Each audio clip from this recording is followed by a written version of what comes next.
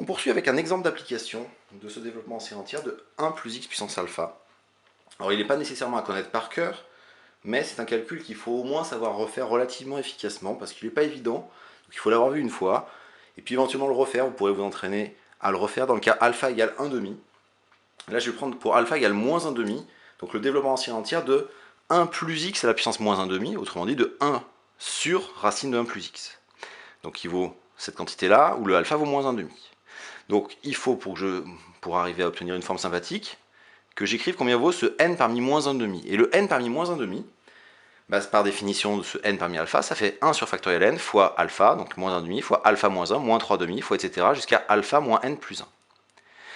Dans tous ces facteurs-là, j'ai un 2, 2, 2 au dénominateur. Donc je peux faire apparaître un 2 puissance n.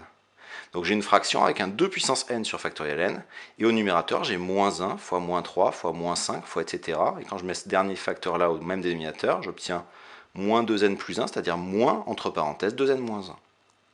J'ai un moins 1 dans chacun des facteurs, je les sors, j'ai n facteurs, j'ai un moins 1 puissance n.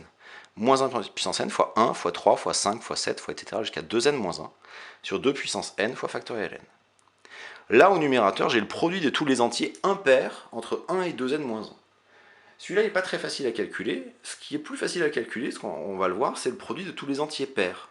Eh bien, ce que je vais faire, c'est que je vais multiplier en haut et en bas par le produit de tous les entiers pairs. C'est-à-dire que je vais intercaler x2, x4, x6 jusqu'à x2n. Et puis évidemment, pour que ce soit égal, si j'ai multiplié en haut, il faut que je multiplie par la même chose en bas.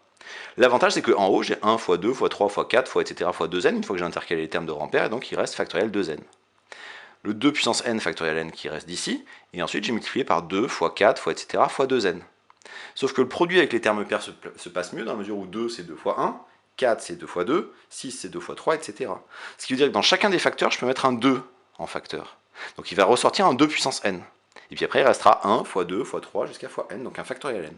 Et finalement il me reste moins 1 puissance n qui vient d'ici, factoriel 2n qui vient d'ici, 2 puissance n fois 2 puissance n qui me fait un 4 puissance n et un factoriel n au carré.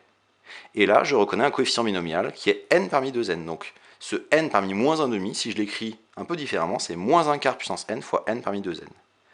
D'où j'obtiens que pour tout x dans moins 1, 1 sur racine de 1 plus x vaut la somme de n égale 0 à plus l'infini des n parmi 2n moins x sur 4 à la puissance n. Pourquoi ce moins x sur 4? Parce que c'est moins 1 quart puissance n fois x puissance n. Alors si je veux une écriture un peu plus sympathique sans ce moins x sur 4, je peux me dire, il y a deux façons de faire, soit je me dis que le x peut le remplacer en moins x, en disant que si x est entre moins 1 et 1, moins x aussi.